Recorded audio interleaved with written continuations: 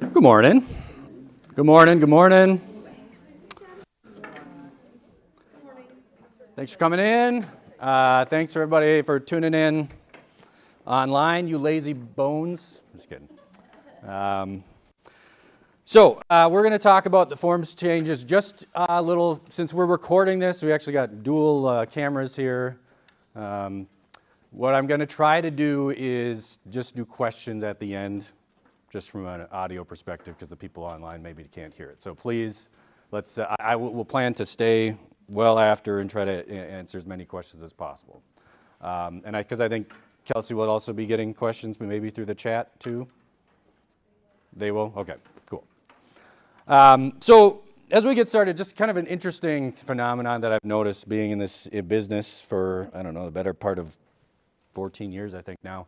It was always interesting how the forms would change in August, and then we would, as an industry, like talk about it in November, right? Like, oh, by the way, you know, there's some new laws. Hopefully, you guys were complying with those in the last couple of months. We can't really do that now, because like last time I checked, you all like to get paid, so we have a little bit of planning we got to do when we think about forms changes and specifically practice changes that, you know, I was up here talking about with Mike.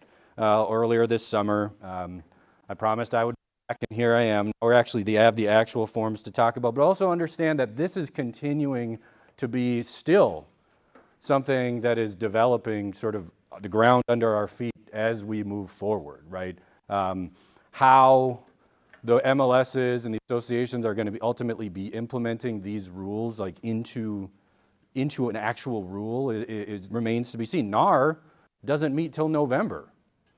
Right, the NAR conference is going into effect, is happening after some of these rules go into effect. So it is sort of cart before the horse a little bit, but at least we all have the benefit here in Minnesota, as we're talking about the Minnesota forms, of having access to these new forms starting August 1st, and then going into sort of this new paradigm, this new way of approaching this business when those new rules kind of go into effect mid-August. So you all get these emails that I know you don't read from the association. I basically don't read them either, but I actually did read this one when it talked about all the different forms, and I went through it, and I'll basically summarize this by saying there's 3 categories of forms changes.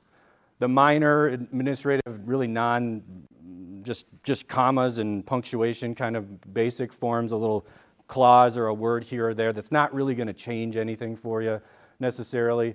There are some statutory legal changes that were passed that I'm not going to talk about today because we don't have time. Because we got to prioritize the big one, which is the new forms and new practice changes that are coming out of the NAR settlement that we now have to live with in this brave new world of ours, right?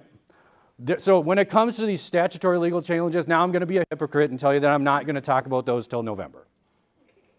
But the reality is you could tune into an association-related training if you want to gain more information. What these statutory legal changes have to do with primarily are they passed a pretty robust tenants' rights bill, so residential leasing.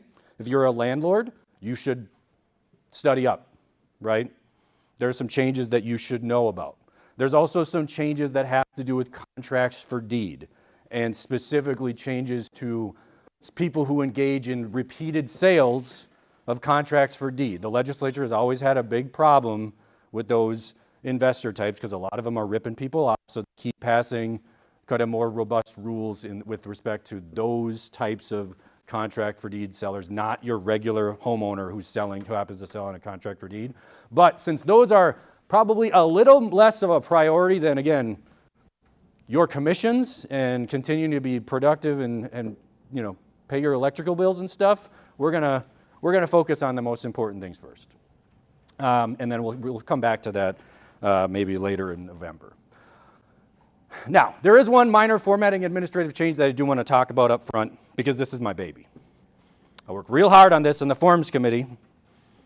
Had to really advocate and give up all my political capital to accomplish this. Now, first of all, there's a form that was made last year that I think everyone should be refamiliarize yourself with. It's an addendum or an amendment to every agency contract, listing contract, buyer rep contract, facilitator contract.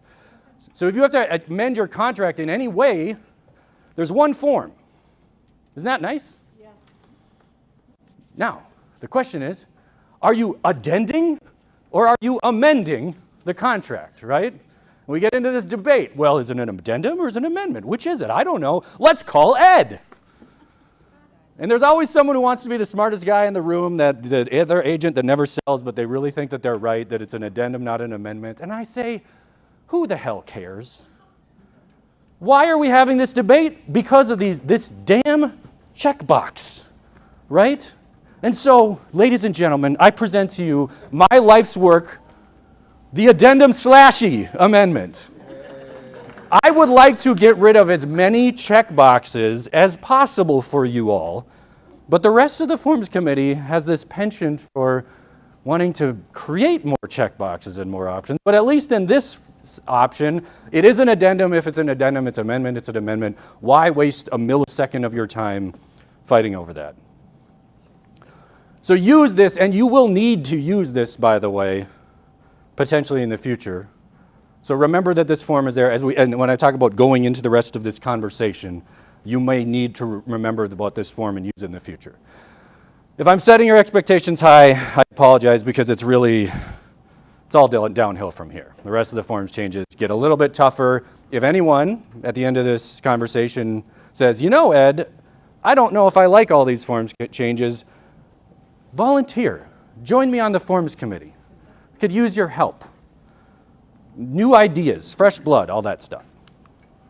So we're entering this dawn in a new era of real estate. Life after this NAR settlement goes into effect, the practice changes that we've been talking about that are coming are basically here. Coming August, technically August 17th is the official date that these rules go into effect. Different MLSs and associations maybe are approaching this differently, but again, Minnesota Association is at least making the forms available August 1st. And I think they're flipping the switch and turning off MLS cooperative compensation on August 1st. Am I wrong on that? Or are they're kind of debating that? It seems they've waffled. They were first saying August 1st, and now I think they're kind of pushing it back a little bit. So really, what we just need to know is August 17th is sort of the big day, M-Day, MLS turned off day. So there's going to be a day in August you're going to wake up and cooperative compensation is not going to be in the MLS anymore. But what I'm already hearing is that it's already started, right? We're already seeing agents preparing for that reality, and they're already offering zero payouts, right? Or at least some of them. Others are hanging on to the old way, and that's fine too. But one day we're going to wake up in this new era, and I want you all to be prepared for it. So, these key practice changes that come out of this NAR settlement are creating either new forms or new ways that we have to approach our business. It is what it is, folks. It's going to be like when color TV became a thing, right? It it was color all of a sudden, and there's no going back, right? It is what it is now. It's a brand new world, and we kind of live in this new reality. Key practice change number 1. Now this rule, again, coming out of the NAR settlement, was not necessarily something that was anybody's fault in this room. You remember the last time I was here, I talked about how there are 32 states, Florida may be included, that doesn't have buyer rep contracts or doesn't require them in their transactions. What does that mean? That means that there were 32 states where all the citizens and home buyers of those states were buying real estate, and they weren't finding out what their agent was getting paid until basically the closing. There was like zero transparency in many markets. That's not true here. We have buyer rep contracts. We also have the commission disclosures and the listing contracts. Commission transparency wasn't the issue here. And remember what I talked about last time is that when people ask you about this, you can tell them, look, I actually don't think this NAR settlement was that bad. It's raising the level of professionalism in the rest of the country so that agents behave like they do here. We're more of a model in how to really conduct this business professionally. But the reality is this practice change implementing across the country, we're basically paying for some other states' sins. So what this means is realtors cannot show a home without a written agreement, little asterisk here, that I'll talk about in a second. But understand, first of all, a couple of things. One, this is a rule that applies to realtors and MLS participants. So it does not apply to every real estate licensee in the state of Minnesota or any other state. Commercial real estate brokers, they call themselves brokers, but they're actually just agents. But, commercial real estate people who are not members of the National Association of Realtors, who do not subscribe to the MLS, do not have to follow this rule. Just like commercial real estate doesn't have to follow that clear cooperation policy rule, right? Remember the rule that NAR passed a few years ago that you can't market properties off MLS, or if you, you can, but if you do, you have to turn it in the MLS within 24 hours. That rule does not apply in commercial real estate. This is the same. It is a realtor rule. It is a rule that you accept by being a member of the National Association of Realtors. Should you keep being a member of National Realtors? I don't know. That's really a whole separate conversation for another day. But it's a rule you choose to follow by being part of that club, right? Additionally, it applies to showing homes. Does not apply to commercial property, doesn't apply to hunting land. I guess if you go show like a houseboat or something, I don't know. But homes, it applies to showing homes. And the operative phrase, which I really should put in the slide, is it applies when you are working with a buyer. When you are working with a buyer, you must have some form of written agreement when you show them a home. By the way, that includes physically opening the door and showing them. That also includes a virtual, like Zoom showing or something, I guess. But what does working with a buyer mean? It does not mean holding open houses. Because when you hold an open house, you are not working with those, you are representing the house and the seller, right? So this rule does not apply. You don't have to get everybody who walks into your open house to sign off before they walk in the door. But if one of those people who come into your open house then turns around and says, hey, can you show me the house across the street? Now you have to get them to sign a written agreement before you go across the street. When you start working with a buyer, this is the rule, right? Even if it's in the same development? Yeah, even if it's the same development. Now, I think that there's going to also be an exception that says if it is your listing, but again, please understand that we're in the process of, MLSs are finalizing these rules right now, and what North Star does might not be consistent with what LaSAR does or some of these other MLSs, so please bear with me a little bit.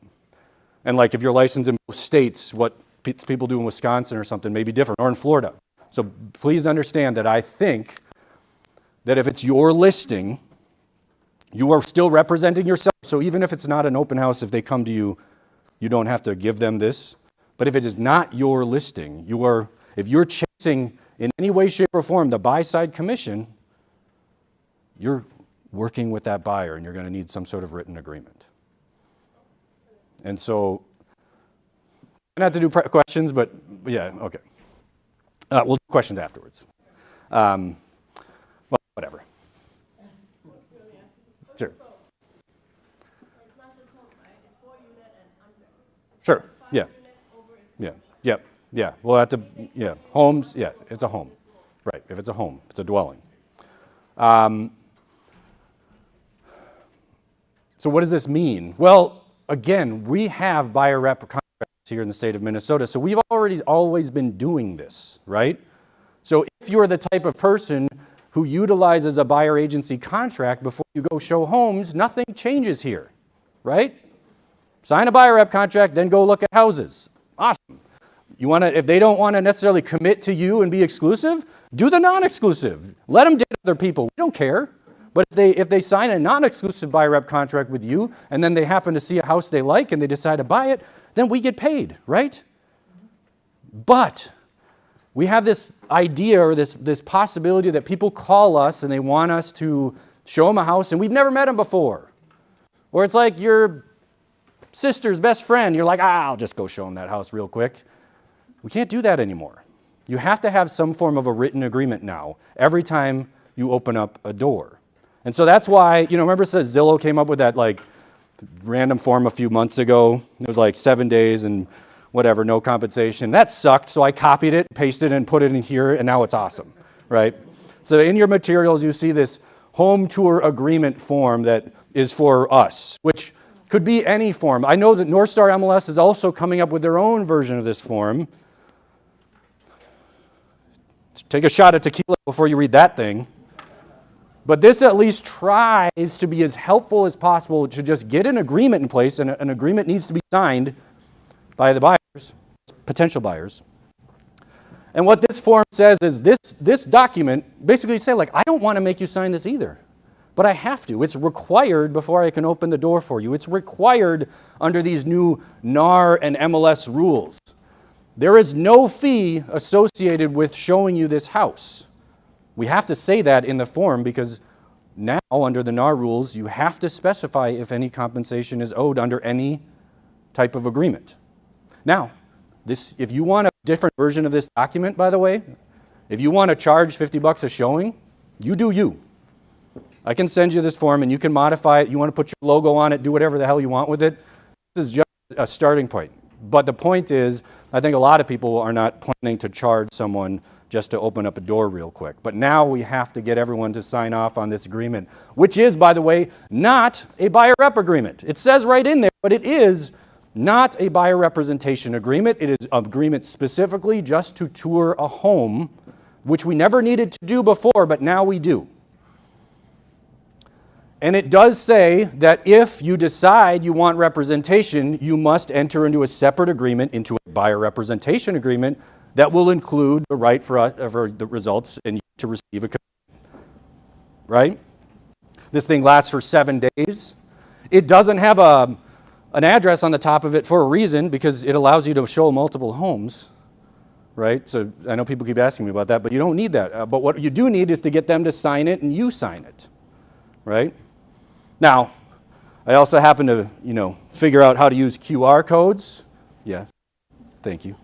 So I put a link to the agency disclosure, which you would still need to provide an actual copy of the agency disclosure, but I put it in there just in a pinch to try to protect you. If a consumer is saying, what the heck, why are you making me sign this? I never had to, we've been working together for 20 years and I've never had to sign this before. What the hell, right? You can say, look, if you really want to know, scan this and you can go look at the NAR settlement. You can read it all to your heart's content.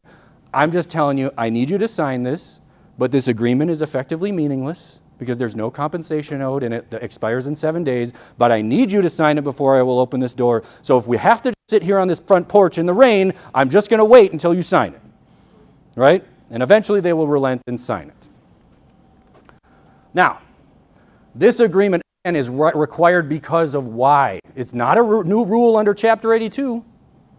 It's not something the Department of Commerce will care about, or they shouldn't, because it's not a statutory required rule. It doesn't apply to everyone in this industry. It applies to those of you who choose to be realtors, who choose to subscribe to an MLS, right?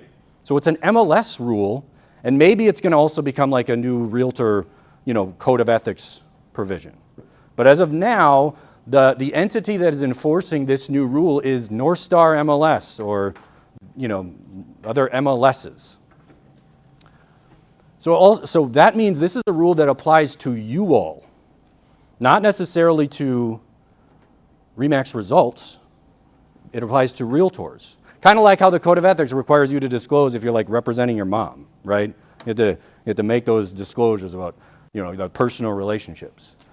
So what I'm going to do is, instead of saying this is now a mandatory form that you must turn in every single time you go show a house to a random person, this is not something that I'm going to require you to turn in again. The worst thing to do could be for me to tell Jane, every time someone shows a house, now you got to go open up a SkySlope file and turn this in.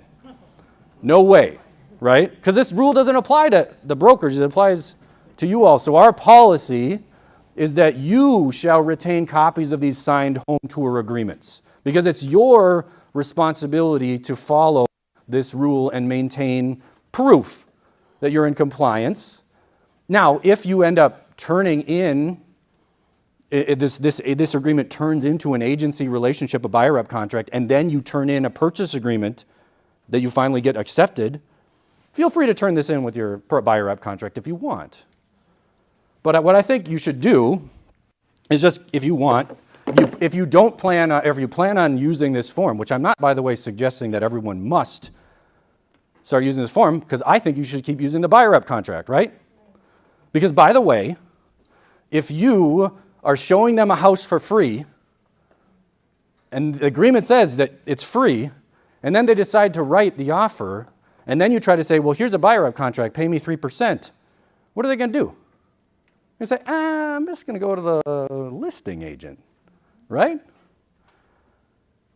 It's going to be a hard transition, right? But maybe you use this as the opportunity to build relationships and eventually get them to the buyer rep consultation. I will tell you that the buyer rep consultation, before you go look at homes, has never been more important based on these new rules that are coming in. Not only were you going to want to talk about buyer rep and that whole idea, but you're going to want to talk to them about the changes that are happening to the purchase agreement and cooperative compensation. There are more reasons than ever to be making sure that you sit down with your buyers first before you go out and look at a house. But to whatever extent that you do end up showing a one-off, what I would suggest is you have a folder with a bunch of these in your car. And again, if you need one, before we go, will you please sign this? Great. Once you sign it, put it in the other side of the folder and save it, right? And eventually, if the folder gets too heavy, then bring it in to Jane and she can scan it and send it to you. And you know what you can save the file as? Wasted Time 2024.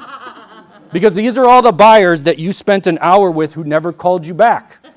And then you can really start questioning your life choices and your time strategy based upon how many of these you're using.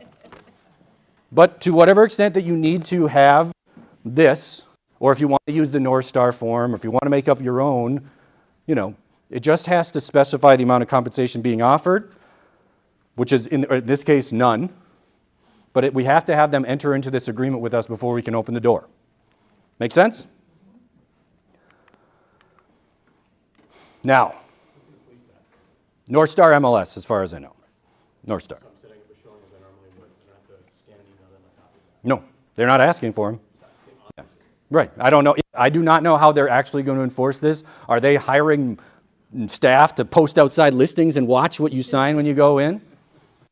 I don't know. But what I do know is that if you continue to use the buyer rep contract, which now we're going to talk about, which is even more important than ever, this other option, this showing agreement, it's hopefully going to be your exception and on a one-off basis. Because here's key practice change number 2. Cooperative compensation, if it is paid from the seller to the buyer's broker or through the listing agent or whatever, it may not exceed the amount or rate agreed to in the buyer rep contract. This is the big one. The actual change to the buyer representation agreement, exclusive, non-exclusive, and even the facilitator agreement is actually quite small. It's just 2 lines.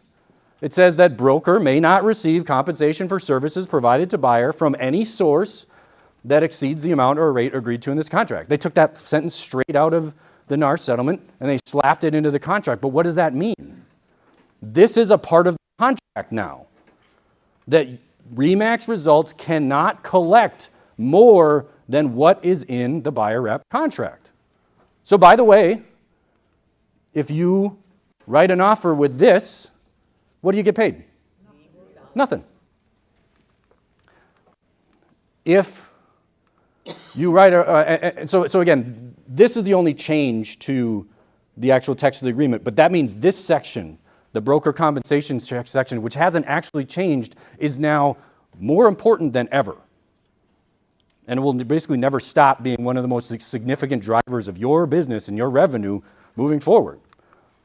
So, for example, if you, in your buyer representation contract, say to your buyers, look, I've been doing this for 15 years. I've been wildly successful, but I'm good at my job, and I charge 3%, because that's what I'm worth.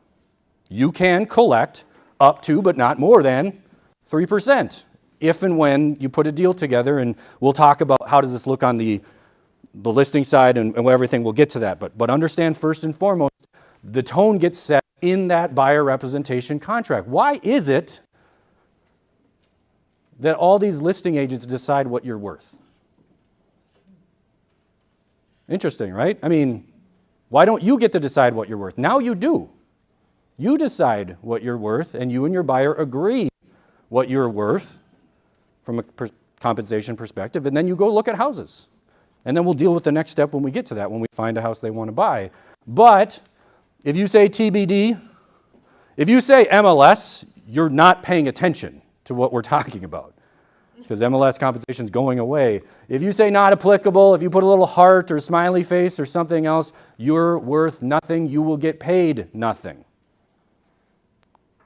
Again, remember that this rule is a product of all of those markets that didn't even have buyer rep contracts at all. But now, by eliminating also, as we're going to talk about next, offers of compensation coming from the listing side, all driven by the buyers and what their contracts are worth. So if you want to be a discount broker and charge 1%, that's all you get. You don't get to sort of bring people in by offering some sort of discount and then still get paid like everybody else. You accept what your contract says and you be happy about it. Good luck. Gas is expensive. Have fun with that business model, right? Now, people say, well, what if there is actually an offer of compensation that's more? What can I do? What if they're offering a bonus? Even though my contract said 1%, but they're offering 3%. What can I do? You would have to go back to your buyer and get them to agree to amend your buyer rep contract to increase it to whatever that number would be, to allow for that bonus or whatever. And if they agree to allow you to collect more, then you can. Remember the amendment we talked about, addendum we talked about at the beginning? You'd use that form to do so. But if you go back to your buyer and say, hey, we agreed that I was going to get paid 1%. It turns out there's actually like 3% on the table. Can I have some? And the buyer says, no. Because we sat down. We hammered that agreement out. We had a deal. Why are you trying to change that? They have every right to say, no, we had a deal. So no, I will collect that bonus. Or you will waive that bonus and you will net that back to the seller. If that is what you and the buyer agreed to, you're going to honor that. And by the way, if you do 1% or something like that in a buyer rep contract and you somehow magically get paid 3% at closing and then the buyer comes to me and says, Mr. Attorney, sir, I think I was overcharged, I have to say, you are correct, because we agreed in the broker contract that the broker would not collect more, so I will give them their money back. So make sure we're creatures of contracts. We can do this. But we all set the tone in that buyer rep contract before we go out, right? I have a question. Okay. So is it better to just write 3%? Because if it's less than that, you'll get that. I'm not telling you what to write, but why wouldn't you? we happen to work with this company that is amongst the highest producing in the country. As an attorney, the better I get at my job, I don't charge less for it. Attorneys charge more because their knowledge, their experience, their proven success in their line of work makes them more valuable. So show your worth. Show them what you're worth. And wouldn't it be funny, don't anybody tell me this, that if instead of commissions going down, they balanced out a little bit? But there should probably be a great divide between the experienced professionals, the ones that are worth it, and the ones that are not. Because if you only sell a half a house a year, getting someone to agree to pay you 3% is probably a harder conversation than if you sell 25 homes a year. I don't know, that's just me. So again, the only change to the buyer rep agreement is that line, but the significance of using the buyer rep agreement will never stop being a significant part of your business now, right? By the way, the phrase procuring cause, at least in Minnesota, no longer a thing come August 17th. It's gone. It's over. I've litigated the last procuring cause case. It's done. Because it doesn't matter how many times you showed them the house. It doesn't matter all the work that you did. If you don't have a buyer rep contract, if you don't have something that says what you get paid, you don't get paid. Period. Right? So that's helpful. That's clarifying. You show a buyer, you write an offer and you have a buyer rep contract, you get paid, someone else tries to raise their hand and say, I was working with that buyer. Where's your contract? Well, you get nothing, right? Do better next time. Kind of easy that way. Key practice change number 3, and this is another hugely important one, is that compensation may not be offered in the MLSs anymore starting on, August 17th, maybe a little bit sooner, depending on your MLSs and whatever where you're subscribing. But there's going to be a day where those numbers, listing broker comp, facilitator comp, sub-agency comp, they're just gone.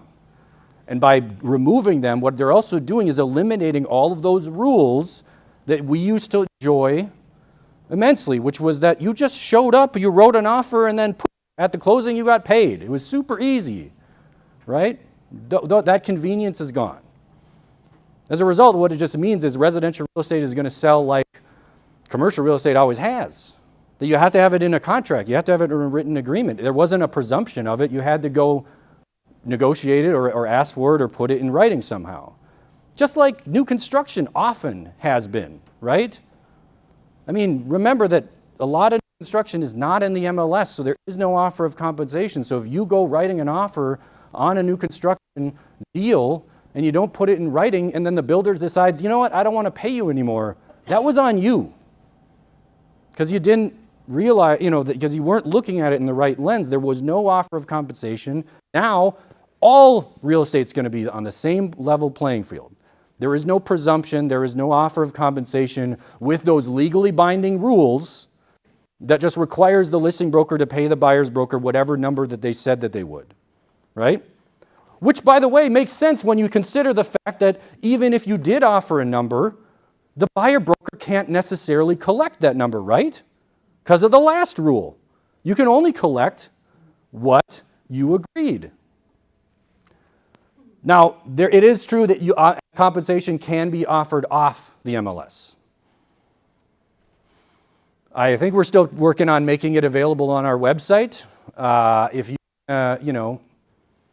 skywriting, or like a plane with if you want to put something on, I saw some yard sign or like metal hanger sign that said like buyer broker complimentary or something like that, or some weird phrase. Jesse Carlson was telling me that some other places they're talking about BBF, buyer broker friendly. What does that mean? It's not a number, and it's not legally binding. And even if you are buyer broker friendly, what does that actually mean? It doesn't mean anything.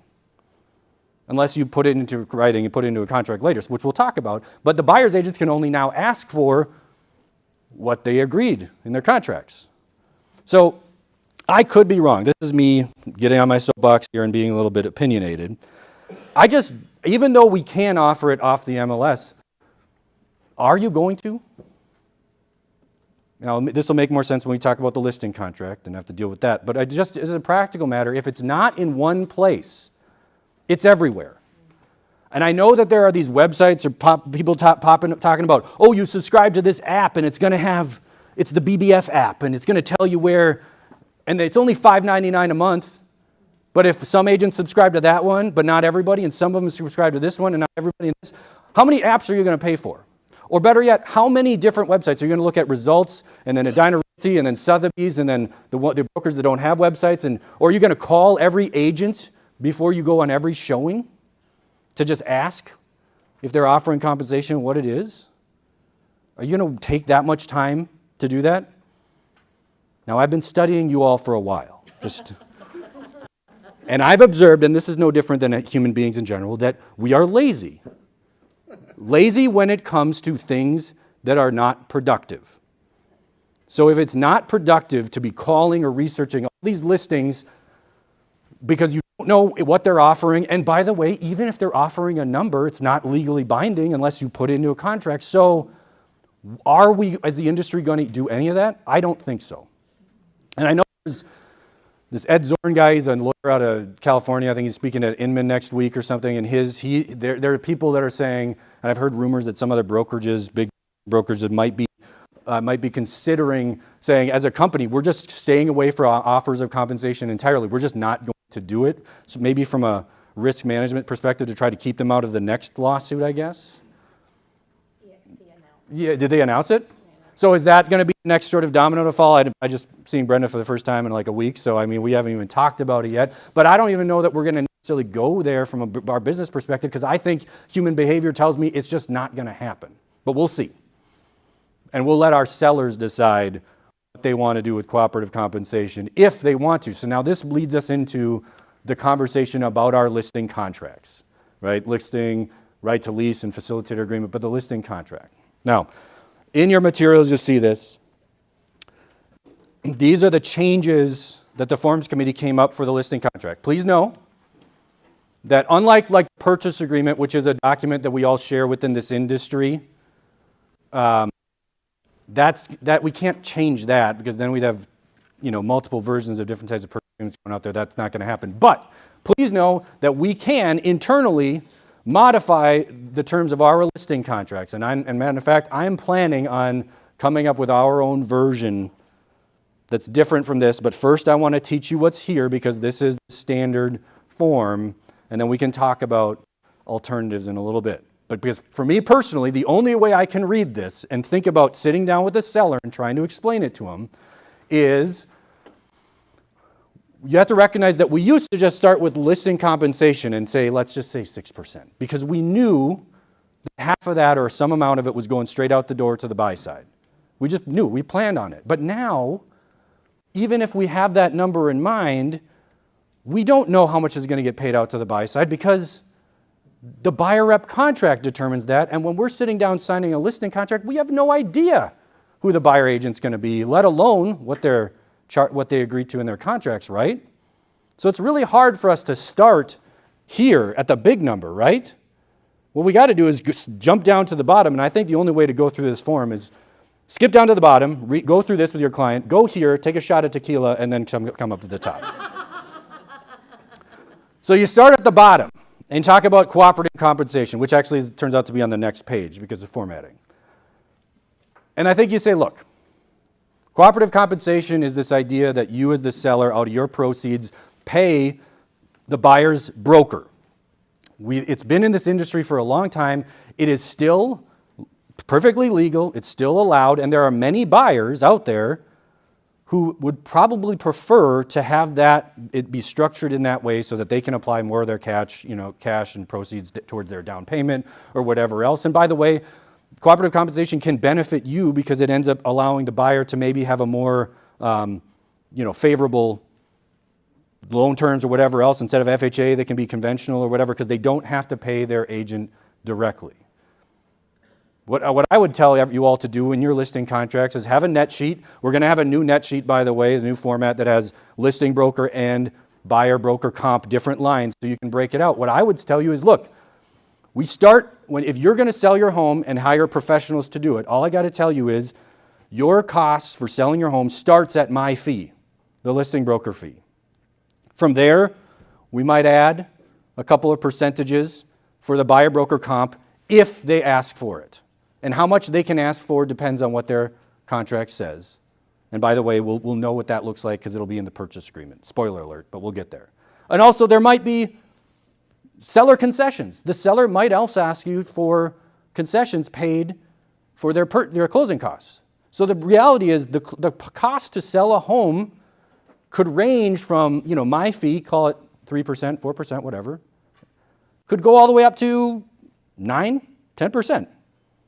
Now, before you freak out, understand that it's my job as your agent not review the purchase price number, the top number with you. My job is to go through the offers with you to let you see what the best offer is that is net to you. So before you freak out and say 9% is way too much to pay out, what if I told you that's an offer that was 25% above your asking price?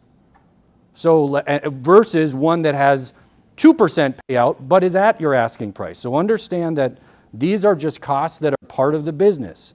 And cooperative compensation is a tool that I can use to make your home more marketable. If you allow me to offer cooperative compensation, or at least be willing to invite and solicit offers with requests for cooperating compensation, I can get you more offers. But if you refuse and you say no to cooperating compensation, you may turn off buyers. There are buyers that, they find that out, might just simply say, I can't afford it. And they just walk away and they won't even bother submitting an offer. Give me the power to do my job, right? That's where you start this conversation. Now, I prefer this, and it may end up saying broker may and not shall offer compensation, but we'll see. I'm working on how we're going to tweak this. But then the next question is, well, how much do we offer? Now, I know you all used to just say, well, that's, I decide, or this is what the market says, blah, blah, blah, blah. But now with these new rules, we don't know how much to offer because we don't know what the buyer rep contract says, right? So I think the natural question is, are you going to be offering anything? And by the way, where are you going to offer it now? Skywriting? What do you? So I think the natural question is, are you going to be offering cooperative compensation as a listing agent, or are you going to just say, let's let them come to us, right? Now, if you do end up offering cooperative compensation or not, now we got to go up to the tequila line. Because this is hard to wrap your head around since you haven't seen the purchase agreement yet.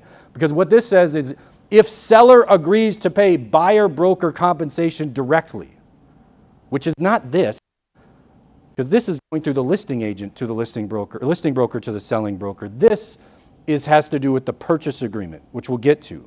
Because in the purchase agreement, there's some lines there that says seller can now agree to just pay the buyer broker directly as a term of the purchase agreement. But what's the problem with this section? We are filling this out at the time of a listing contract. We have no damn idea what they're going to ask for. So how are we going to fill that out? And how are we going to know how much this is going to reduce that number by, right? It's very complicated. I think there's going to be a better way to approach this, but I just have to show you what we have, and then we'll work on revising this. But theoretically, for example, if you were going old school and your seller is just as adamant to going with offering cooperative compensation as you are, and you say, I'll take the listing at 6, and we're going to offer 2.5%. I'm going to invest in some sort of, app that's going to offer it for me, some non-MLS function. By the way, can't be in showing time. Showing time is a function of MLS, so it's not going to be in showing time. You want to leave a little, welcome to my listing, please take off your shoes, 3% or whatever in your listing. You can do that. And if you collected a big number like this and then you work this through and you explain it to your clients, great, groovy, good for you. I just don't know if that's going to happen. When you think about all these variables, all these ifs, this is where scripting and planning comes in, and you're going to need to be prepared for this. But like I say, with my explanation, I think you at least have some good foundation. But here's what I think majority of people are going to do. I could be wrong, but I think you're just going to say, look, this is my fee. This is the listing broker fee. Call it 4%, call it whatever you want. We're not going to offer anything else because we can't do it in the MLS anymore. But instead, actually, you can use this language. And by the way, if I do revise this will just be in the listing contract. But here's the operative language I think we're all going to utilize.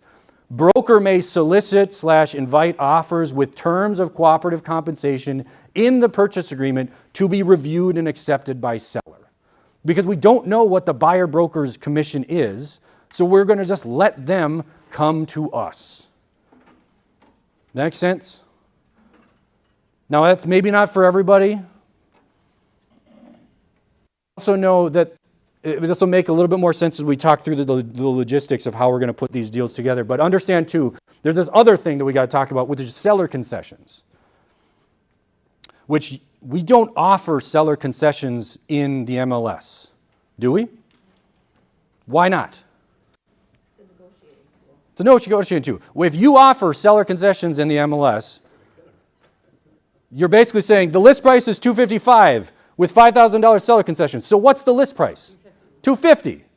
If you're offering to concede, you are not starting from a position of strength. You're kind of, it just doesn't make any sense. Which is why, even though the NAR settlement said that listing agents and brokers can offer seller concessions on the MLS, North Star has said, we're not doing that. So North Star's not allowing this. But the association made this form that's not in your materials because you don't need it because North Star won't allow you to have it. Maybe there are some other MLSs in Minnesota that will allow it, so that's why they made this form. But the idea is the same between this idea of seller concessions and I think the idea of offering cooperative compensation, which is to say, it's our job as the listing agent to net the best possible price because we are a fiduciary to our seller. So why would we give their money away? Just the same as if a buyer calls you and says, hey, would your seller be willing to pay some seller concessions if we asked? Sure, write your best offer. Hey, would your buyer be open to paying cooperative compensation? Sure, write your best offer, right? Isn't that going to be the conversation? Because, by the way, if you're the listing agent and they say, hey, are you offering cooperative compensation? Sure, write your best offer. No. I need to know. Are you offering it? Give me a number. Then you as a listing agent say, give me your number. How much are you worth? What does your buyer rep contract says? Because you can't get paid more than what your buyer rep contract says. So why don't you tell me what you're worth and then I'll show you mine, right? It's like, is that going to happen? Sure. Maybe. Or when you see the purchase agreement, it's all going to start to kind of coalesce and make the most sense. So these are the possible scenarios, by the way, that I see how we're going to be putting deals together in this brave new world of ours. One of them is that the listing agent is offering co-op comp in some sort of format off the MLS, going on Facebook saying, I solemnly swear that for all my listings, I will always offer 2.5%, except for when my sellers say no, in which case none of this is legally binding, so pretend you never saw it, right? Where are you going to offer it? And what's the point if it's not enforceable? Plus, the buyer agent, even if you do offer a number, can't accept it unless it's in alignment with what their buyer rep contract says. So what's the point? Now, maybe you all have that conversation. Buyer agent and listing agent actually answers their phone and they actually start talking like, well, what are you offering? Well, what do you want? Oh, let's get together here and find a number, right? And if you do come to an agreement and the listing agent actually structure their listing contract with the higher number and had the authority from their seller to offer the number, then yes, you could put a deal together. But again, the buyer agent can't ask for or accept more than what their buyer rep contract says. And if you could save your client money because you know that buyer agent hasn't sold the house for years, so you're wondering how much they're worth, aren't you going to play this a little bit closer to the and say, you can present your offer. We are receptive to the idea. I talked to my seller about cooperative compensation. They're receptive to it just like they would be for seller concession. Just write your best offer and we'll review it and we'll let you know. Don't you think that's going to be the easiest way? Instead of fielding a million calls, someone saying, before I come show your house, I need to know. By the way, do you steer your clients away from listings that offer no compensation? Hell no, you don't. We'll talk about a way, besides the fact, the legal ramifications, talk about a way to lose all credibility with your clients. Oh yeah, I didn't send you that listing because I was worried I wasn't going to get paid. What? No, you go show the houses, then you decide based upon what they like, what you do next. And by the way, you've already prepped them for this in those buyer rep conversations. You've already given them the options. And so what I think the most likely option, because this is the laziest, this is the least amount of paperwork option, so I know that's what everyone's going to do, is you're just going to submit your offer. When I say blind contingent, what I mean is you're going to include the buyer broker comp as a term of the offer, just like you would if you were asking for seller concessions or you're asking them to install a new septic system. You just say, look, this is buyer wants to buy your house, but they don't want to pay me directly, so they want it part of the they want it in the purchase agreement. Right? Easiest. And the seller can look at it, do the net, decide which is one the best for them, but maybe they don't. Maybe the listing agents do a bad job because, God forbid, some listing agents don't read contracts, right? And wait till you see the purchase agreement. But if they just look at the purchase price and they don't read the rest of the contract and they end up accepting an offer that's not the best net to the seller, that's their fault, not yours, right?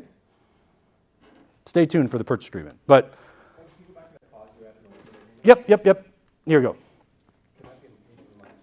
Yes, absolutely. I think there will be, I'm really planning on us having our own version of this whole conversation that is just cleaner, but I just want to get through teaching everyone first. I did want to just poll everybody, and I've yet to have a single person raise their hand and say, Ed, we love that section, right? So I'm pretty sure everyone's on the same page that this is... Oh, an agent remarks. Sorry, I thought you meant office clauses. Yeah, I don't know. I think you probably can, because you're not actually offering anything. Yeah. Well, I think the whole industry is going to get there by just yeah. I will ask them. I will ask Mr. Dane if that's going to be allowed. Yeah, Ed, lead the way. Yeah. I don't have any listings. Maybe you'll ask. Yeah. Okay. So now, there is basically, now that we're talking about putting the compensation together, and remember, of course, without cooperative compensation in the MLS, we have to have our commission in writing. That's the only way we're going to get paid. There's now two basic ways that I think we're going to, moving forward, get paid. One of them is in the purchase agreement. So just know that that's going to be there, and that's going to be the most, I think, likely scenario that we'll use this. The association did also create this cooperating broker compensation agreement, which basically says, you know, who the seller is, who the buyer is, where the real estate is, and the seller's broker hereby agrees to pay the buyer's broker this amount of compensation. And it is only signed by the selling broker and the buying broker, right? Or seller's broker and the buyer's broker, listing and buyer side. I hate selling broker. I hate that phrase because it's confusing. Listing broker, buyer broker. Who is this not signed by? The buyers and sellers, right? So the only way you would use this form is if you already agreed with your client to collect a bigger number and then offer it out, and then it happens to be that the number that the buyers are asking for in that cooperating broker compensation agreement form is not only in alignment with what their buyer rep contract says, but is also in alignment with what you and your seller agreed, right? But it's not signed off by the buyer. So, by the way, imagine somebody uses this form and asks for you for 2.5% on your listing, but your listing contract says this, and you agree. What did you just do?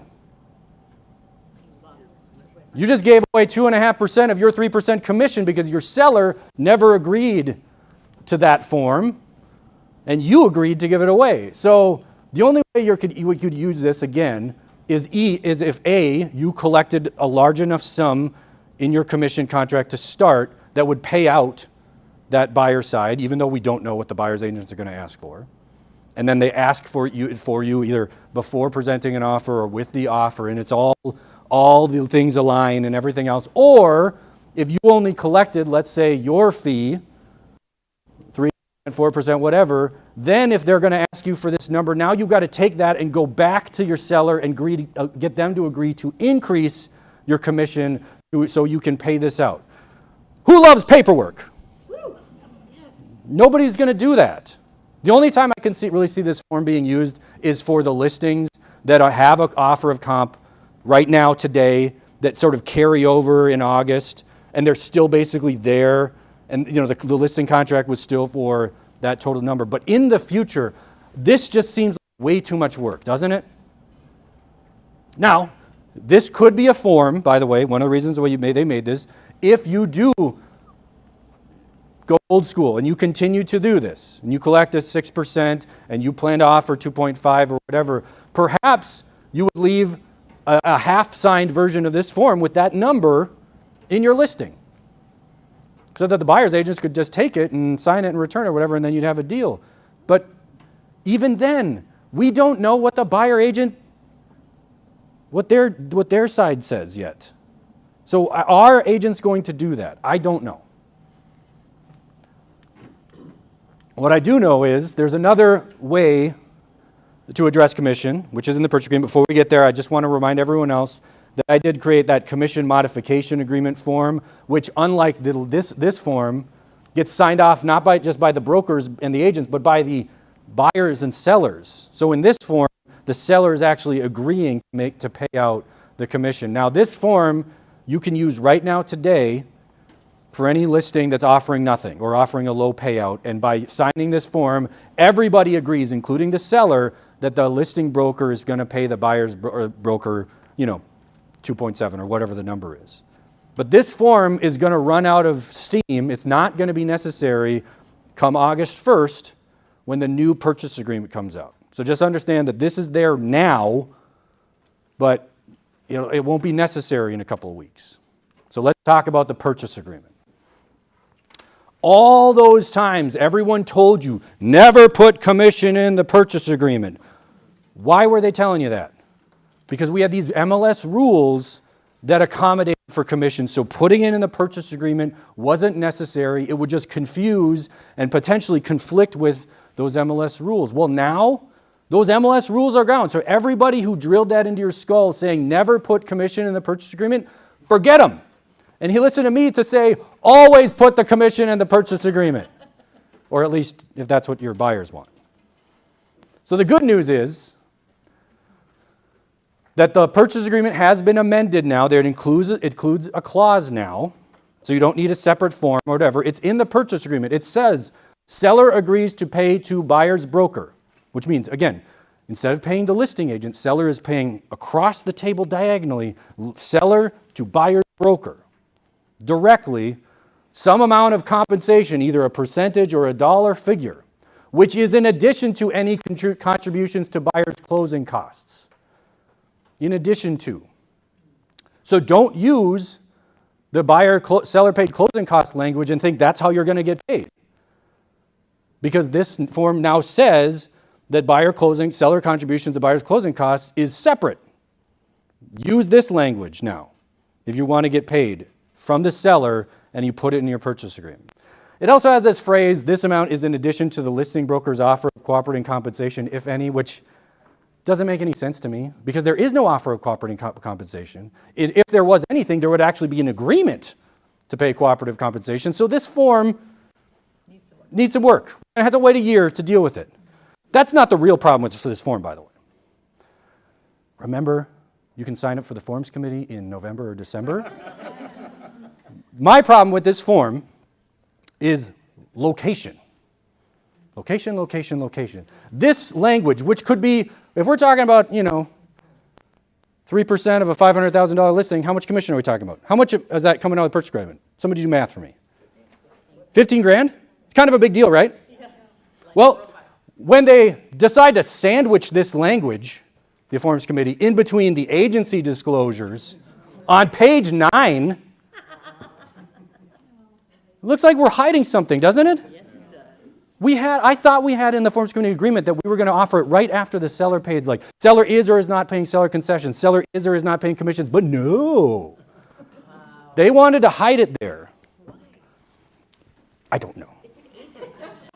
Also, I think they'd say, well, it's right below the agency section, so it's making it very clear. You're sliding this $15,000 potential, a big number, in page 8.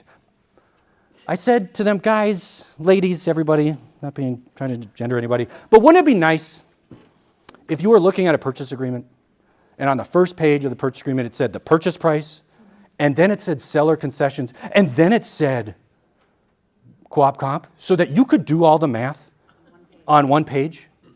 No, Ed, we don't do that. In fact, we think by making them play hopscotch and going from like page to page to page, we're making sure that these agents read the contracts.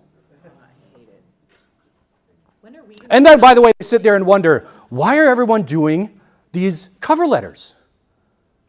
This is why, damn it. Because unlike some people in this business, my agents are busy. And we get multiple offers, and we want to present them all, but we don't want to spend 45 goddamn minutes going over each purchase agreement, which you have to do right now.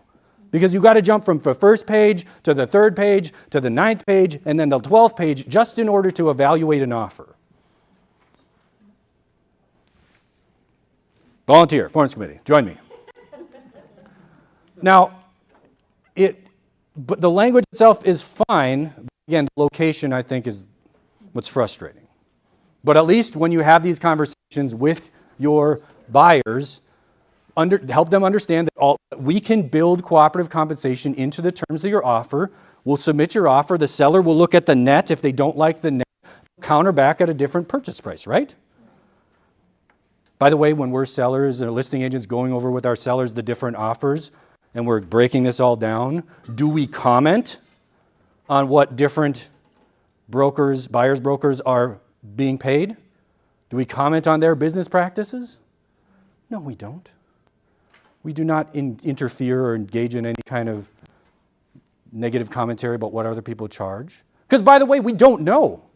Is it a possible strategy that a buyer and a buyer broker agree, hey, I will pay you 2%, and you ask for 1%, but I'll pay you 2% at closing. So then the net offer looks better for that seller.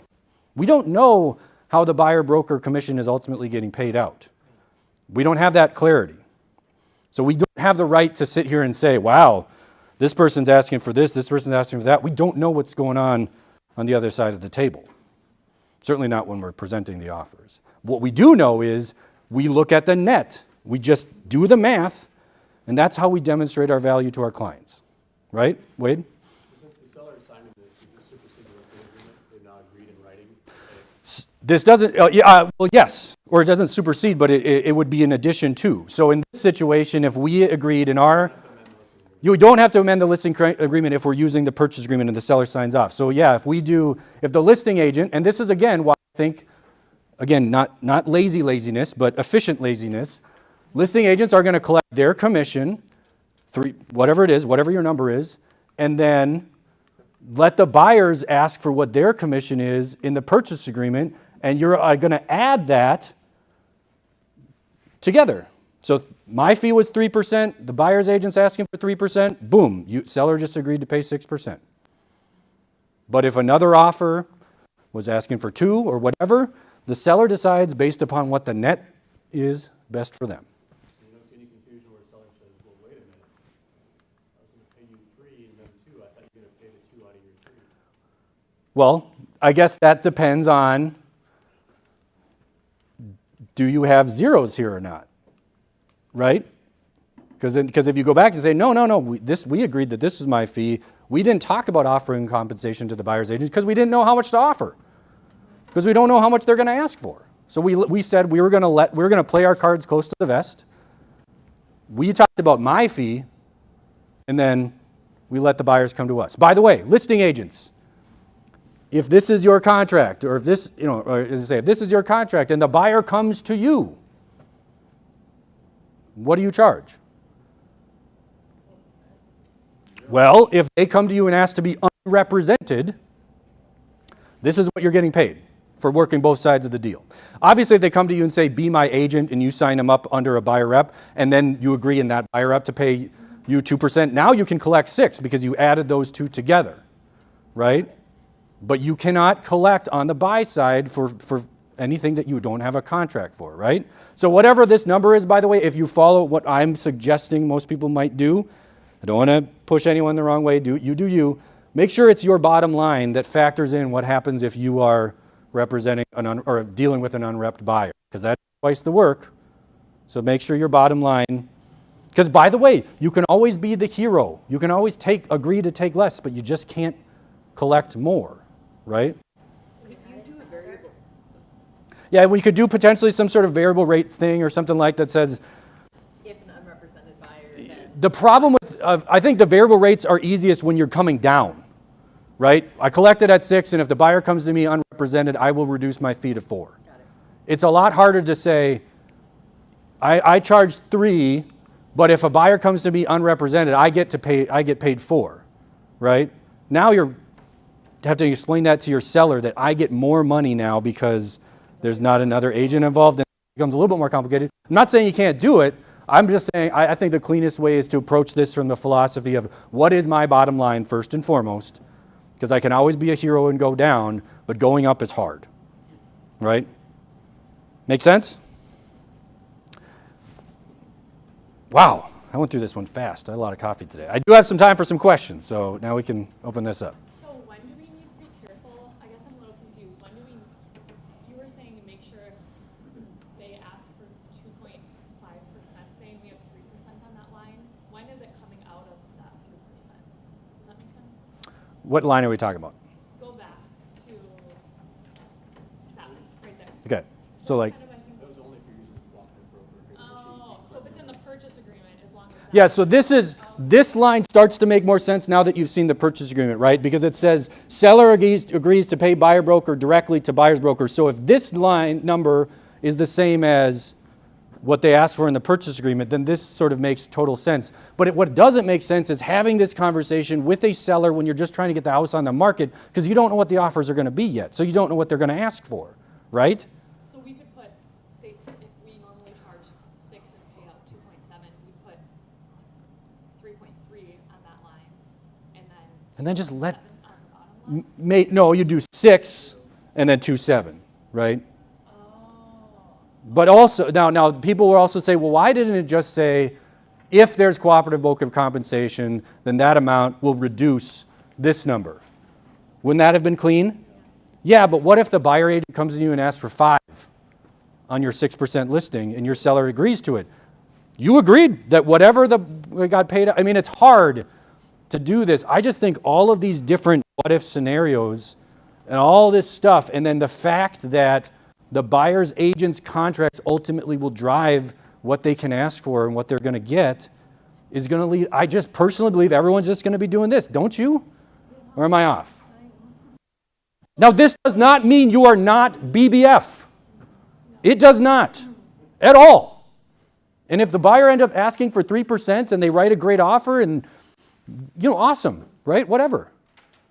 But I think the idea, this language, I think, or we're going to have something like this in our contract, which is that the buyer or the sellers are giving us the ability to invite offers with containing terms of cooperative compensation to say, yeah, man, we're BBF. Bring them. And we will look at your offer and we will review them and we will decide what's the best offer. Doesn't that make the most sense?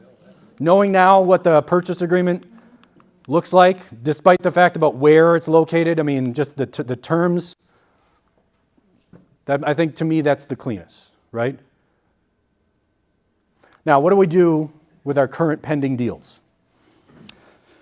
NAR said, to their credit, I think this is the best that they could say, is that realtors should be able to rely on offers of compensation for any transactions that were procured prior to the August deadline. And I believe that that's correct. For any deal that you put together now, between now and when the switch gets flipped, if the listing broker is offering cooperative compensation, the listing broker has a legal obligation to pay that out. At the time of purchase. So if there was an offer at the time of purchase agreement, even if it closes on August 25th, the listing broker still has to pay that out. I'm not worried about the listing brokers. I am worried about the sellers who read the news, right? Because they're going to say, well, I read somewhere that you guys can't do this anymore. I heard commissions are illegal. So I'm not going to pay anything. And then you're sitting there as the buyer's agent with your buyer trying to close, and there's a whole dust up over commissions. Now, don't worry if you need me. Not planning to take like an African safari and be out of contact on August 15th. I'll be around. You'd like to. I would love to.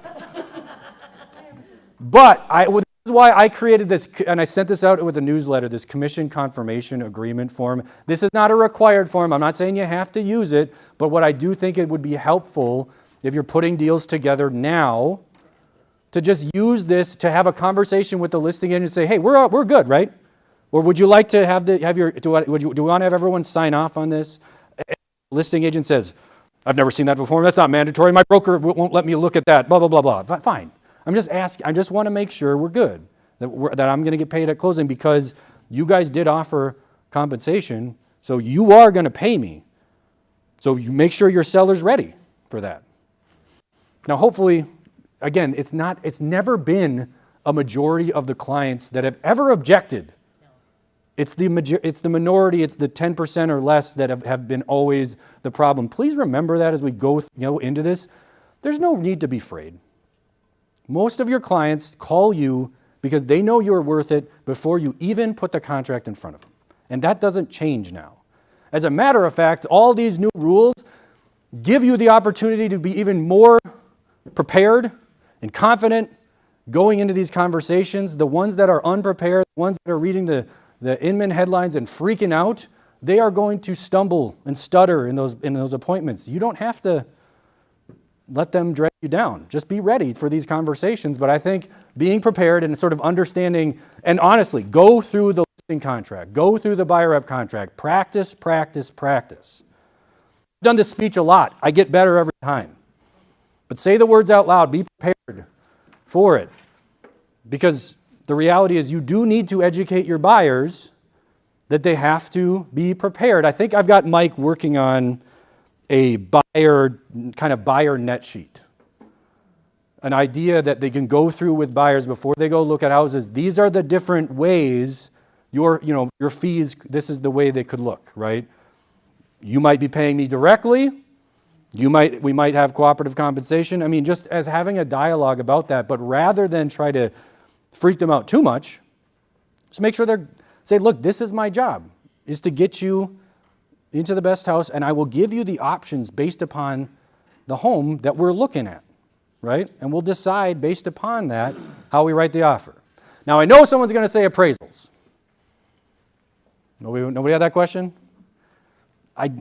How appraisers are going to respond to this, I don't have the answer to yet. Now, what I do know is they've always factored in 6 or 7% to every single transaction, and that cash was going straight out the back door to you all. So somehow we've been dealing with these appraisal issues this whole time. However, what is going to be interesting, whatever is going to be different is, right now in North Star and in the MLS, we can report seller concessions at the end to sort of document the purchase price. I believe we are going to be able to report buyer broker payout in the end. So if there is a slim margin, the property is not appraising by 1% or 2%, appraisers may be calling, asking, was there co-op comp involved in this deal or not? Do you have to tell them if they call you? No, but do you want to help out your fellow brethren in this industry maybe a little bit? Think about it, right? But it is one of those things, by pulling it out of the MLS, there is a 1 to 3% sort of data set that just is gone out of the industry. How we respond to it, I don't know, right? Or how do the appraisers respond to it? But that will be something we'll be monitoring going forward. What's the penalty for not having a buyer's agreement signed and showing the home? I'm going to stick my finger in your ear. I don't know. There's no pen. The question is, what's the penalty for not having this form signed before you go show a home? This guy? I don't know.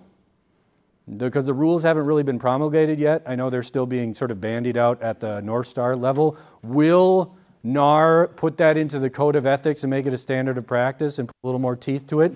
Don't know. Maybe somebody should go to NAR in DC and report back.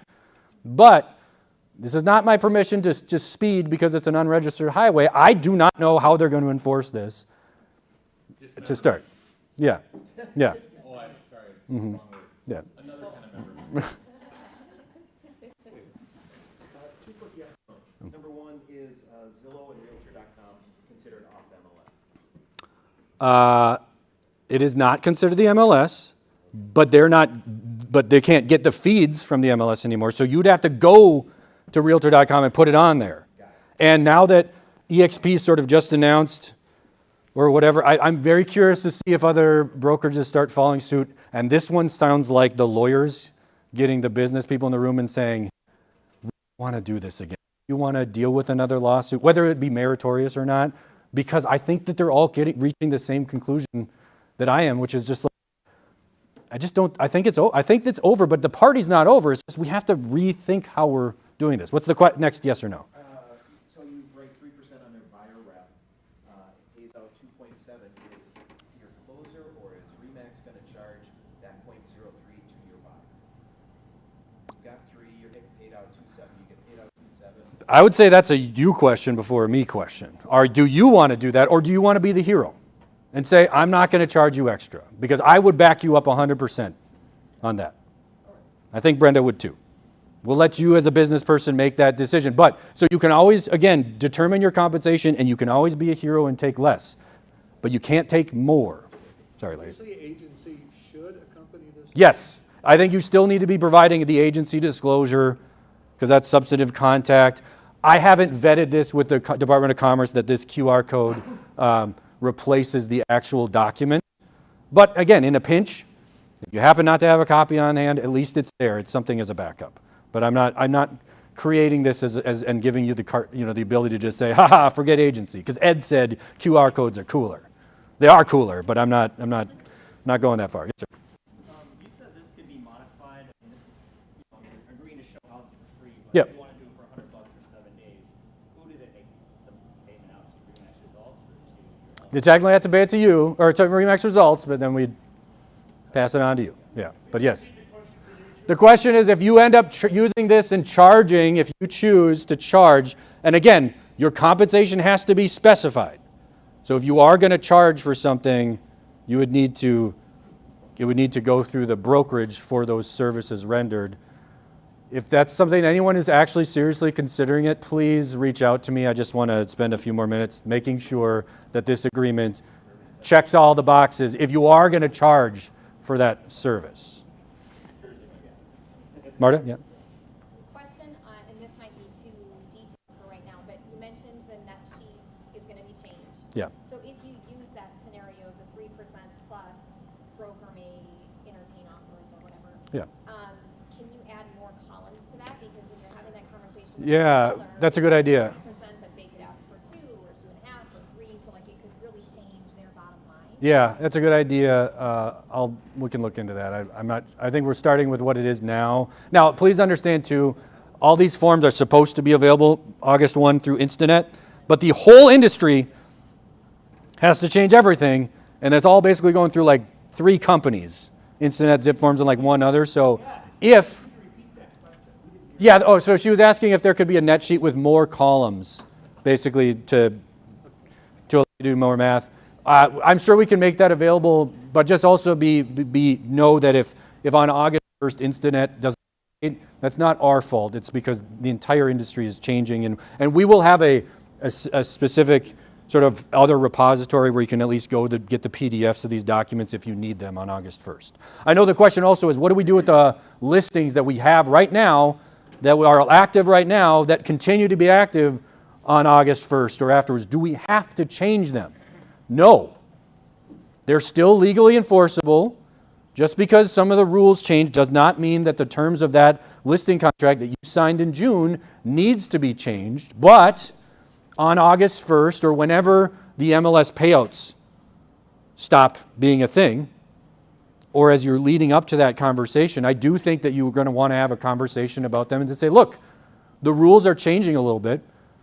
We agreed that this listing contract was 6% based on the idea that Remax was offering this amount to the buyer side.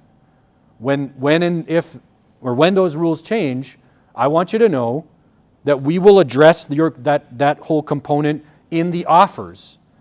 And I am not going to collect more than what our bargain was, right? And we're going to honor that. Now, if they want to redo a whole new listing contract and reduce it to 4 or whatever, fine. But I don't necessarily want to force you all to go renegotiate your contracts. Instead, I just think that, again, take the opportunity, be the hero. We're not going to overcharge them. But if a buyer comes and asks for less, net that back to them. Because that was the way, you structured that agreement previously. That 2 or whatever the number was going out the door. Now, even if that's not the case, we want to be honest and transparent with our sellers about what we're being charged, or we're charging. Make sense? Okay, Jeannie? On the 4% listing contract example, I don't know where if we are. someone then writes into their purchase agreement the commission amount seller will pay buyer broker comp, will it come out of that 4% or will it be additive to the 4%? Adds to, because so again, it depends on what, so the question is, if you did the listing contract, and let's say you did 4%, just again to confirm this, everybody's on the same page. If let's say you said, this is the total broke comp that we're charging the seller at closing, whatever this number is. So If the buyer comes to you with this agreement, this is coming out of that 4%. But if they come to you in the purchase agreement, this does not go through the listing broker. This is seller agrees to pay buyer broker directly. So this adds to that number in the listing contract. This form subtracts from the number in the listing contract. Make sure, you see the difference? Yeah. You get a purchase agreement on your listing and the buyer's agent asks for X%, whatever. Mm-hmm. Who's gonna police that to make sure that they're entitled to do that based on the buyer's representation? I don't know, because we're not. Who's gonna police this as far as turning in? Like, how are we gonna know that the buyer agent is asking for a number that they're allowed to ask for? Right.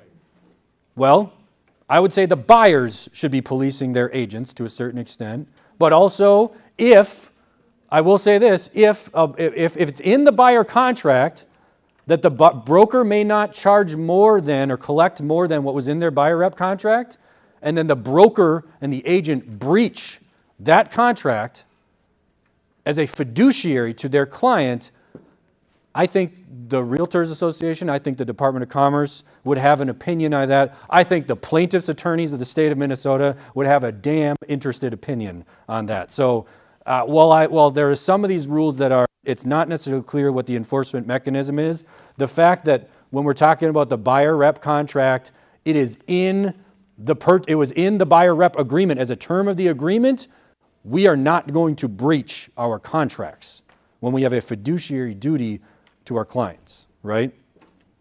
So that's where I think it matters.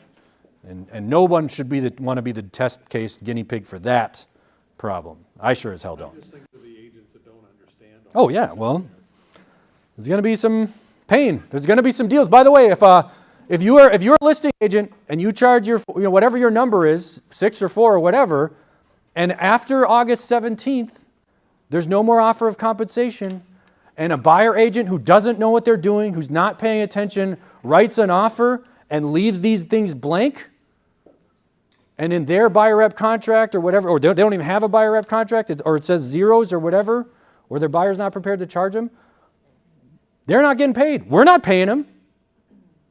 Why would we?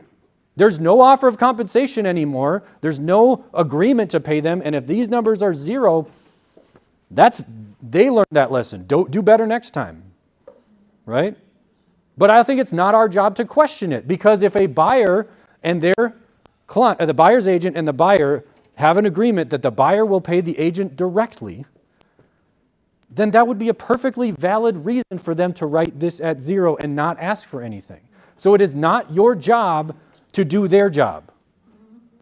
It is your job to represent your seller, and if that's the best net offer for your seller, then take it. And if the buyer and their agent agreed that they were working sort of for a fee or something that's going to be paid off MLS or at the closing directly, that is their business. That is not ours. You know me, I'm always thinking of the box. Obviously, we don't want to leave any money on the table. So in the buyer's rep agreement, could we put a clause, or maybe you were talking about drafting something, buyer to pay up to X% plus any offered seller incentives. If seller doesn't offer a commission, buyer's compensation shall be X. Why don't you send that to me? I'll think about it. Okay, thank you. Yeah. Yep. Kind of along those same lines, what if we're working with a buyer who legitimately could not pay a commission because they Yeah. couldn't even pay their down payment or closing costs, and they tell us we don't feel comfortable signing something that says we're on the hook for this if Yeah. the seller doesn't pay. Kind of the age-old question is like, what are we working with our first-time home buyers, the buyers that don't have a lot of cash, they're not comfortable signing it, and people always ask me, Ed, wasn't this always a lawsuit always about, making homes more affordable? No, it never was. It was never about that.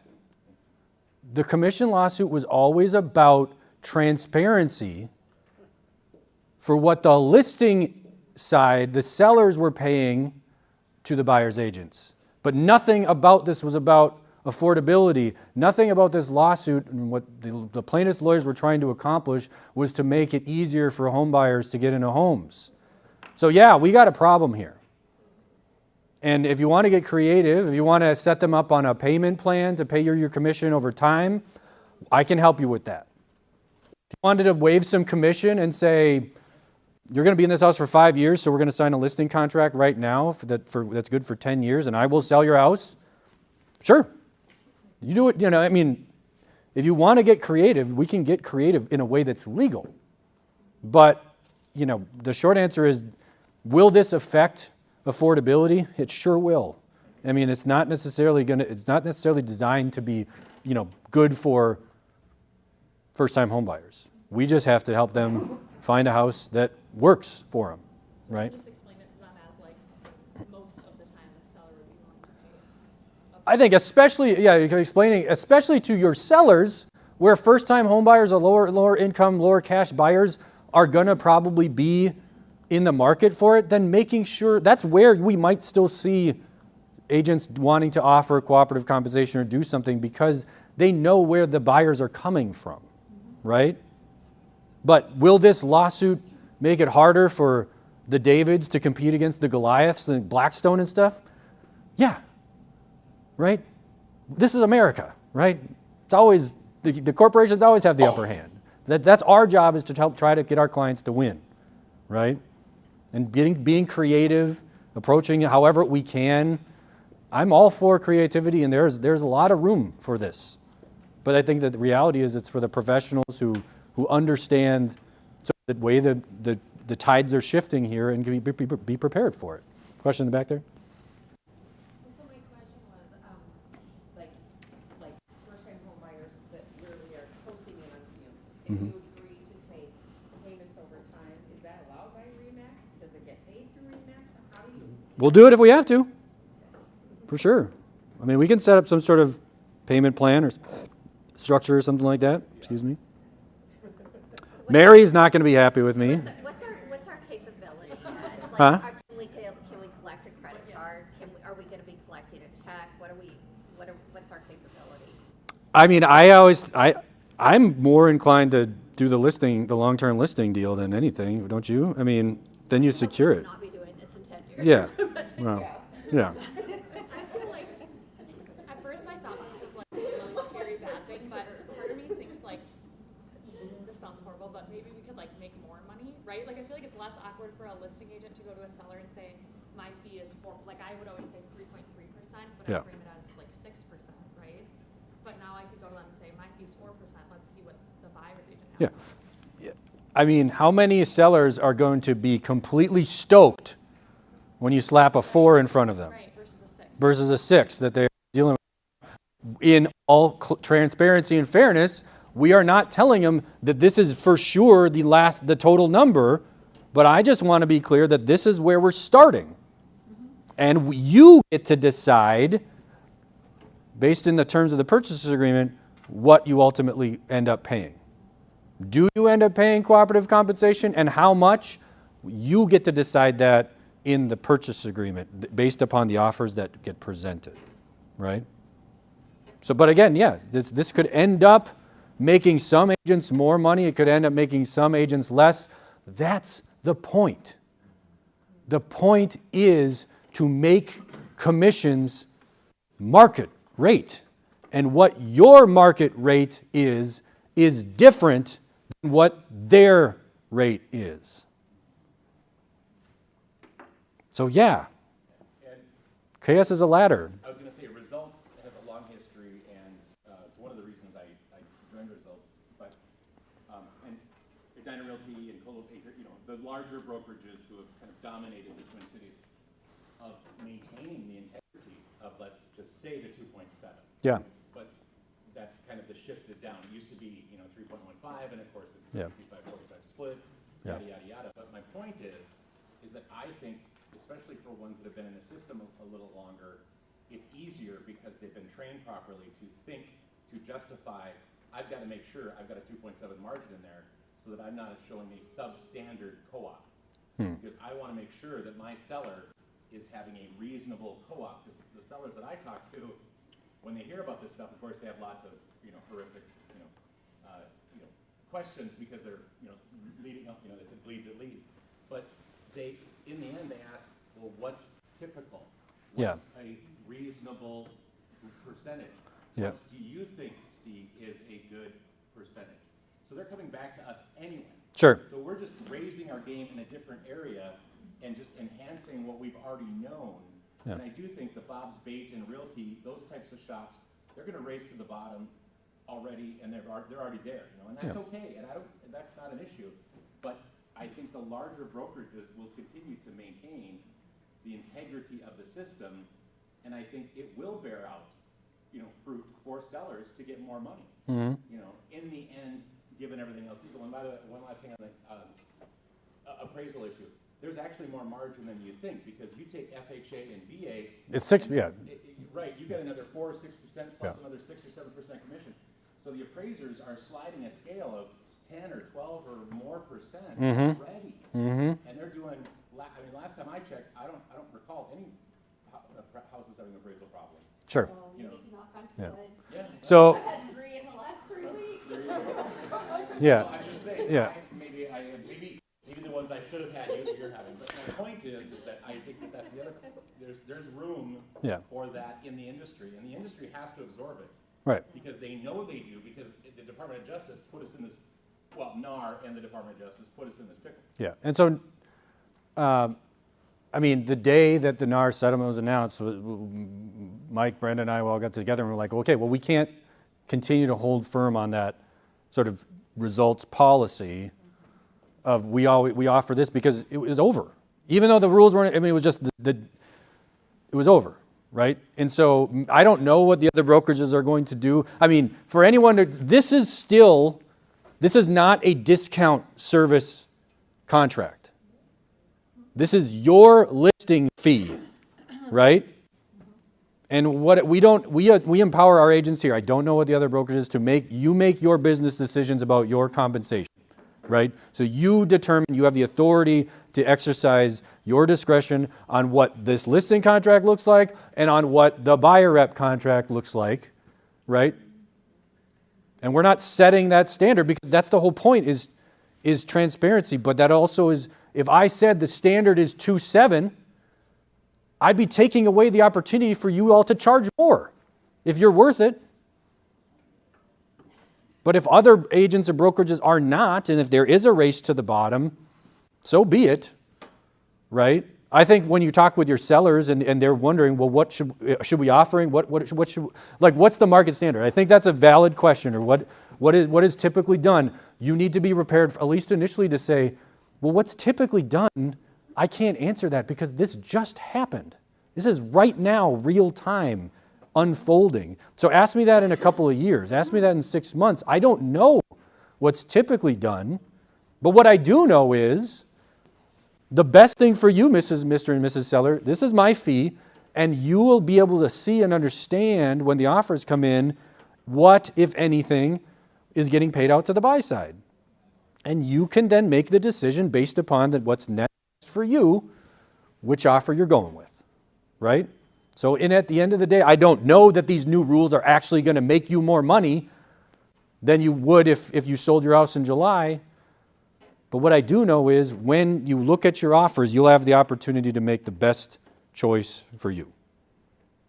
And what are the lenders saying? Because I know, like with VA, they're already stating that, if the buyer's paying commission, we're going to have to make that representation part of. Lenders, at least, the good news is lenders are saying, like VA and everything else, that cooperative compensation, if it's a reasonable sum, that's the word they've used, is not considered a seller concession and is allowed now by the VA and USDA, right? So that's good. We can still help veterans buy homes. That's good.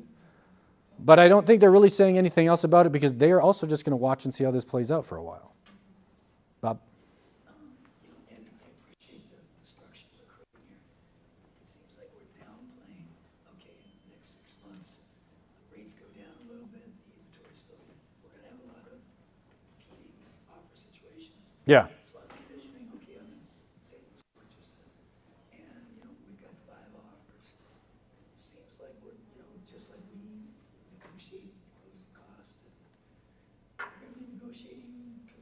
Yeah. best interest of us. It's gonna sort of make it, almost advocating more for a discount buyer's agent coming in with a 1 or a 2% versus a 3%, whatever, but it's gonna get messy. Sure. The question is that just kind of comment was more like, okay, we get into a competing offers, multiple offers situation, and yes, there has the potential that things could get a little messy, things could get a little dicey in terms of, a discount broker potentially, charging less and winning. Yeah, that's true. I don't know how long in the business, discount brokers on the listing side made sense to a certain extent because you could just, okay, I'm just going to do pictures on my phone, I'm not going to do this. You got to drive. You got to go get in the car and go look at those homes and everything else. How does that work on the buy side, discounting your services? How long are you in the business, right? Yeah. That one will be interesting, right? But what I also know is anyone who's represented their kid in buying a house, what did you do, moms? You waived your commission when you chose to. So we've all sort of done it too. But at the same point, you are a business person, and the people who will be in this business in a year and in 2 years and in 3 years are the ones who make more revenue than they're spending, right? So you're going to have to find that, we're going to have to find that balance. And I don't know if there's going to be a successful model that allows for someone to go the flat fee buy side thing, right? Because by the way, if you said, every time I show you a house, my commission goes up by $500, at some point you just become too expensive. And the buyers say, forget it, I'm done with you. And then you got nothing for all those showings, right? Like at some point that I haven't seen anyone come up with the discount fee model on the buy side that would make any sense, right? But we'll see. When we're filling out seller net sheets during a listing appointment, what is your suggestion? Should we be putting 2.7 or leaving it out and saying we'll fill out a new net sheet? Well, what I think, and yeah, thank you. Kind of going back to Steve's point too, which is what I would tell you to do is, well, this is my fee on the list side. Now, this is what I charge on the buy side. So as a ballpark, 4 and 2.5, you could, and because maybe you already are working with them on both sides of that deal, but at least I would just use that as a way to have that conversation, right? But then the question is on the buy side, are you going to pay me that or am I going to build that into our offer? We can discuss that when we go out and look at houses, right? But I do think, again, being prepared to talk to your sellers about how the costs of closing have a range. They always have. But now it's just going to be more, upfront for the seller's purposes, and it's a little bit more of an open question on the buy side. And again, this is not because this lawsuit was designed to help first-time home buyers. It was not. This lawsuit was designed to give money back to sellers who think that they overpaid buyer agents, which in states where, or if a seller paid a commission and the buyer broker's comp was 0, then yeah, they kind of did, didn't they? Or at least there was not clarity about those things. And now what these new rules do, it brings a lot more clarity. Yeah, it puts you under the microscope a little bit, but it brings more clarity to the marketplace, which is not a bad thing when you are worth it. Any other questions? Okay. Okay. What's that? Okay. But one of the most recent ones is, will the listing contract contain the listing and buyer's agent compensation separately? Yeah, to be determined, but I think so. I mean, I think this whole thing, we can rework this and make it a little bit more sense, and then you folks can decide if you like Ed's form or the NAR form, right? And then can a BBS comment be included in the agent remarks? I don't know. Yeah. Was it? Can you all hear? Can they hear that? What did it stand for, What? BBF? buyer broker friendly, can that be included? Or like Wade's comment, can we put some sort of phrase like submit offers of cooperative comp in the purchase agreement? We don't have that answer yet from the MLS. The prevailing opinion has always been nothing. You know, the MLSs don't want to go through another series of lawsuits.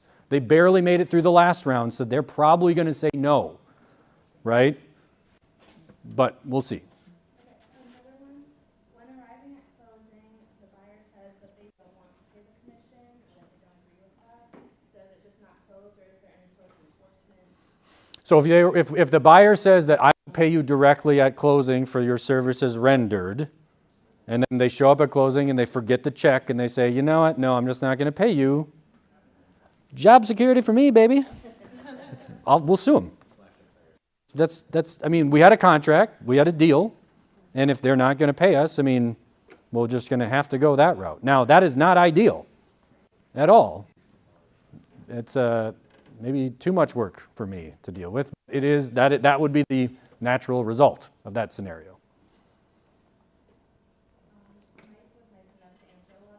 Oh, cool. Yeah, well, I'll put them all in an FAQ because I'd like to. There's questions are coming in, and we'll keep this conversation going. So thank you, everybody.